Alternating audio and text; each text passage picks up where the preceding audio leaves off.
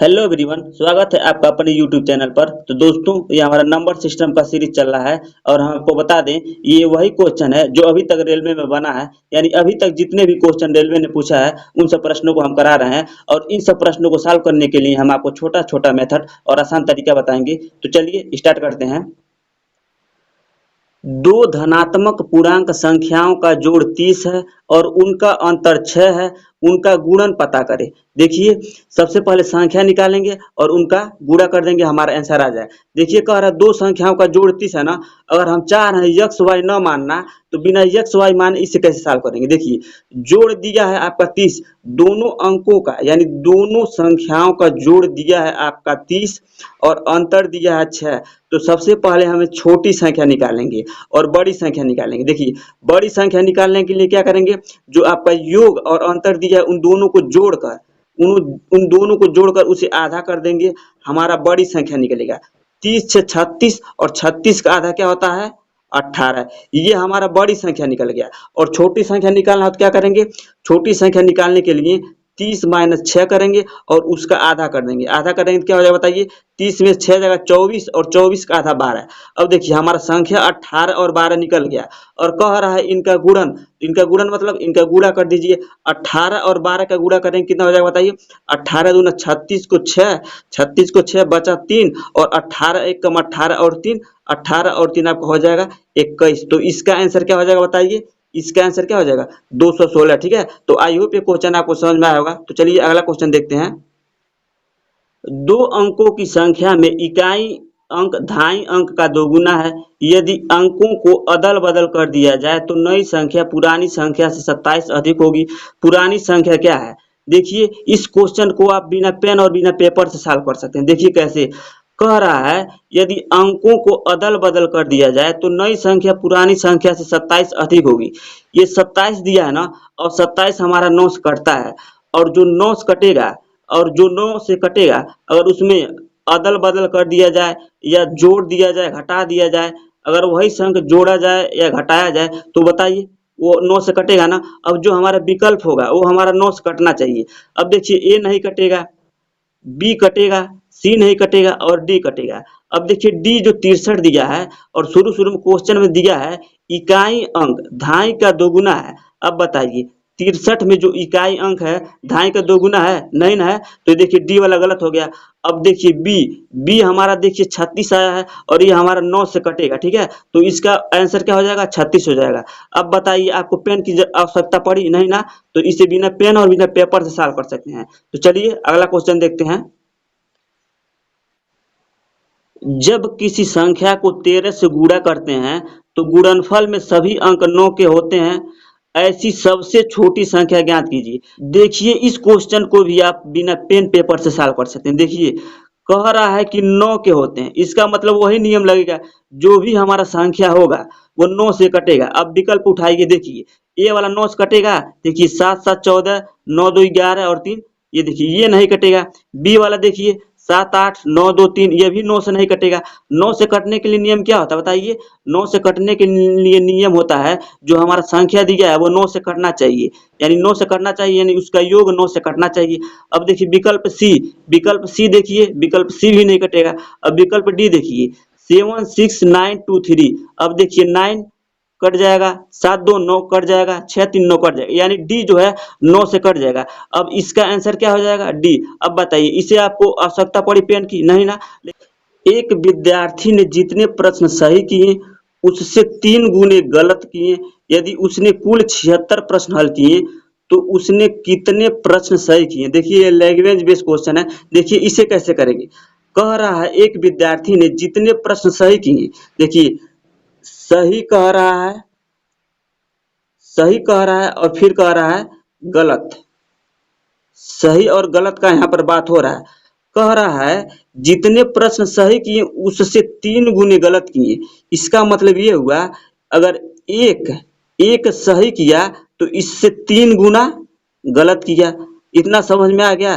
देखिए, क्वेश्चन में कह रहा है जितने प्रश्न सही किए उससे 3 गुने गलत किए। देखिए, एक अगर सही किया होगा तो 3 उसका गलत किया होगा। अब फिर कह रहा है टोटल उसने 76 प्रश्न हल किए। टोटल, टोटल मतलब दोनों को जोड़कर कितना हल किया, 76 प्रश्न। अब यहाँ पर रेशियो में देखिए, रेशियो में कितने प्रश्न हल किए, हल किए हैं सही और गलत, यानी हल किए हैं तो सही और गलत दोनों हल किए होंगे, यानी 1 और 3 यानी 4 हल किए हैं। टोटल प्रश्न यहाँ पर 4 हल किए हैं और यहाँ पर 76 हल किए हैं।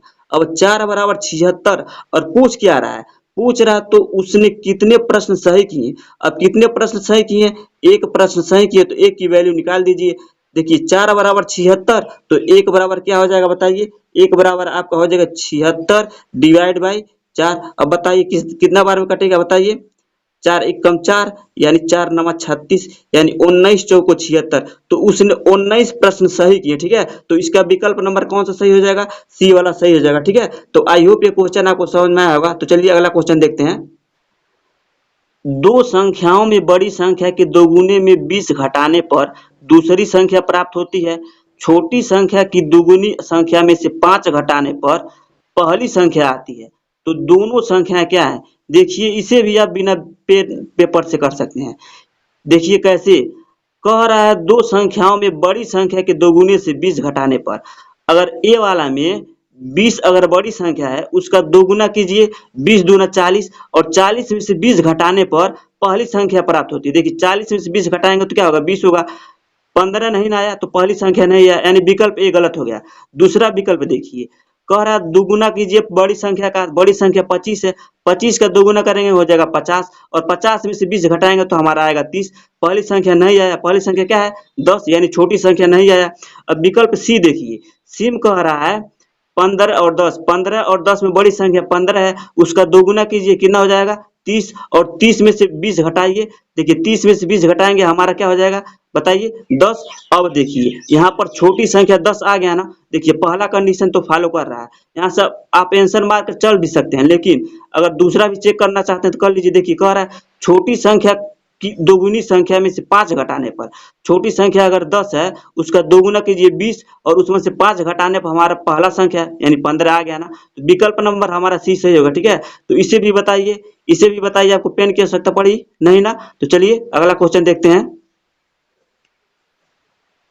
दो संख्याओं का गुणनफल 32 है, औसत 6 है, तो उनके घनों का योग, घनों का मतलब उसका क्यों होगा। देखिए दो संख्याओं का गुणनफल 32 है, गुणनफल मतलब यक्स गुणे वाई, उनका गुणनफल कितना दिया है 32, ये हमारा गुणनफल दिया है।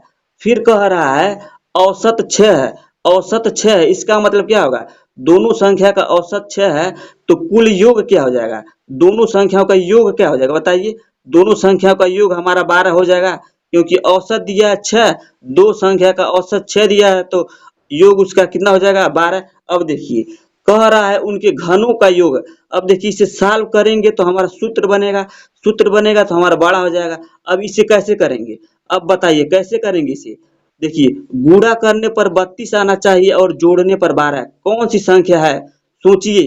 अब इसे अपने मन में बहुत ही फास्ट सोचना है। अब देखिए गुणा करने पर 32, बताइए 8 गुणे 4, 8 गुणे 4 कितना होगा बताइए, 8 चौको 32 और 8 और प्लस कितना हो जाएगा 8 प्लस 4 कितना हो जाएगा 12। अब कंडीशन हमारा फॉलो कर रहा है। अब देखिए कह रहा है घनों का योग, अब इन दोनों का घन कर दीजिए। देखिए 8 का घन क्या होता है बताइए, 8 का घन आपका होता है 512, 8 का घन 512 प्लस 4 का घन 64, इसे जोड़ दीजिए हमारा आंसर आ जाएगा। जोड़िए 512 और 64 कितना हो जाएगा बताइए, 512 और 64 जोड़ेंगे तो हमारा हो जाएगा 576। तो इसका विकल्प नंबर कौन सा सही हो जाएगा बताइए, डी वाला सही हो जाएगा, ठीक है। तो आई होप ये क्वेश्चन आपको समझ में आया होगा। तो चलिए अगला क्वेश्चन देखते हैं।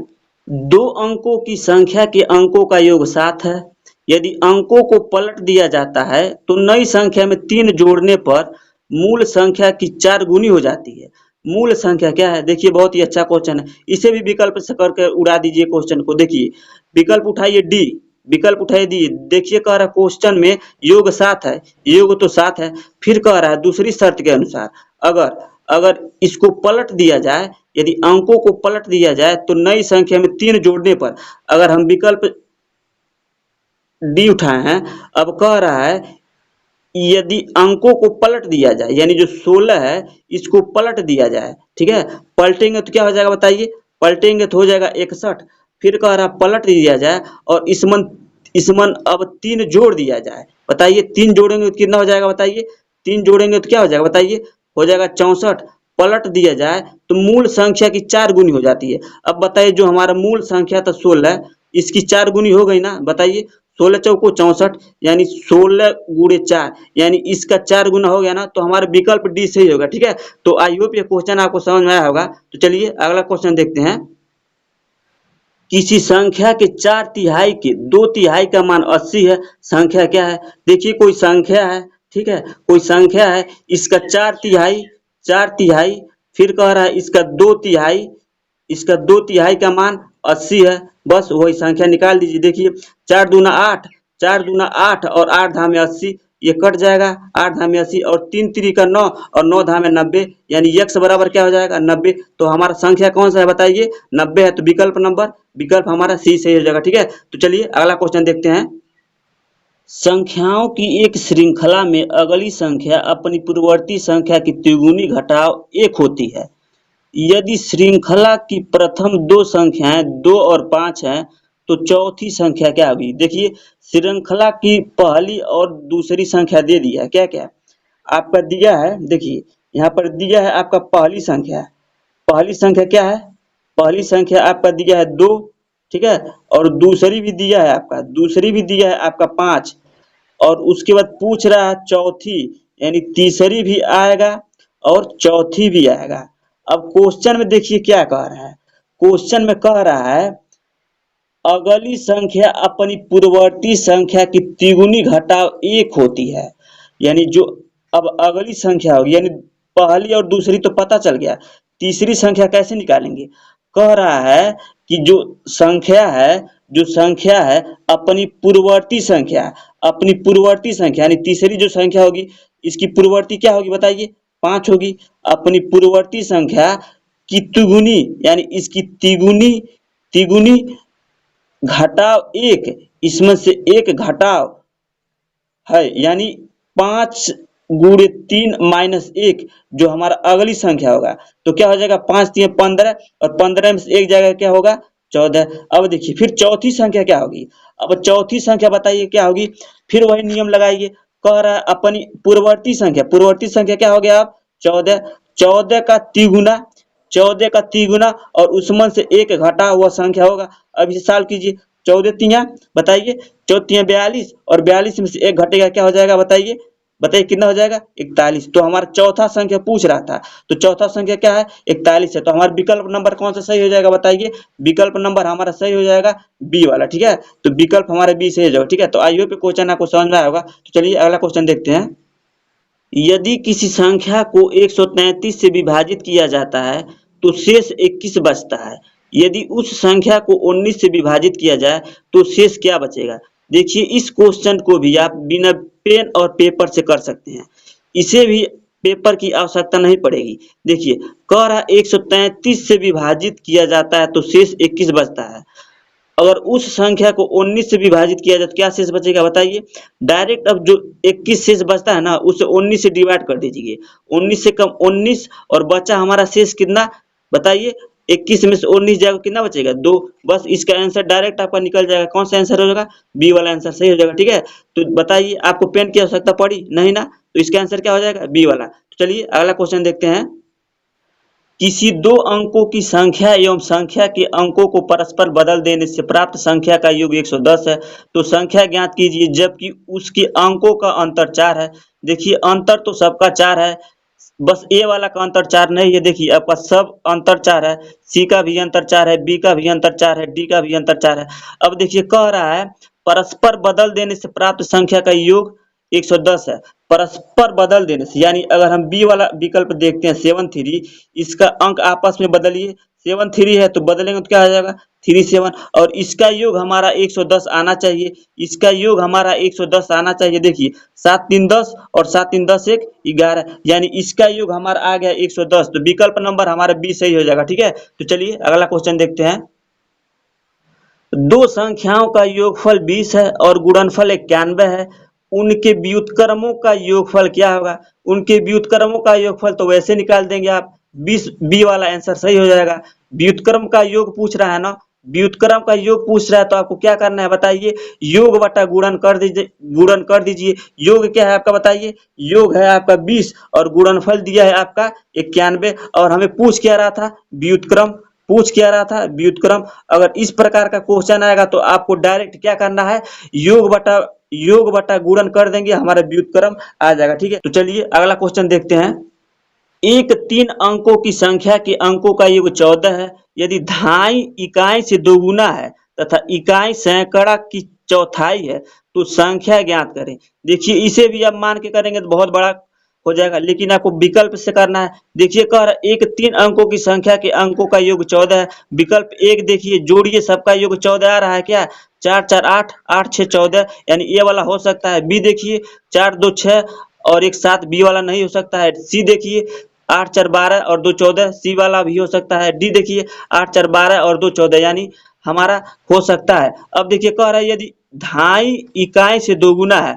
अब यहाँ पर देखिए धाई इकाई से दोगुना है, इसका मतलब क्या हुआ बताइए, जो हमारा धाई का अंक है वो इकाई से दोगुना होना चाहिए। अब विकल्प ए में देखिए, विकल्प ए में देखिए जो धाई अंक है क्या इकाई का दोगुना है बताइए, नहीं ना है, तो हमारा ए वाला गलत हो जाएगा। बी वाला देखिए, बी वाला में बताइए क्या इकाई का अंक, बताइए क्या इकाई का दोगुना है, ढाई का अंक इकाई का दोगुना है, नहीं है। अब देखिए ये भी गलत हो गया। विकल्प नंबर हमारा सी देखिए, देखिए सी में भी देखिए ढाई का अंक इकाई से दोगुना है, नहीं ना।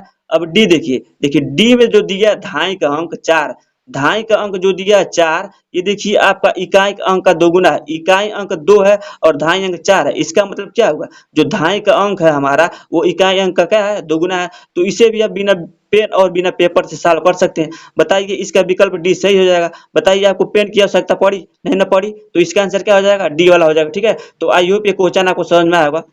तो दोस्तों कैसा लगा हमारा आज का ये वीडियो, क्या आपको वीडियो वाकई में अच्छा लगा है और इस वीडियो से आप कुछ सीखे हैं? अगर इस वीडियो से आप कुछ नया सीखे हैं तो वीडियो को लाइक कीजिए, चैनल पर पहली बार आए हैं तो चैनल को सब्सक्राइब कीजिए ताकि इसी तरह की वीडियो आपको मिलता रहे। मिलता हूँ आपसे नेक्स्ट वीडियो में, तब तक के लिए धन्यवाद।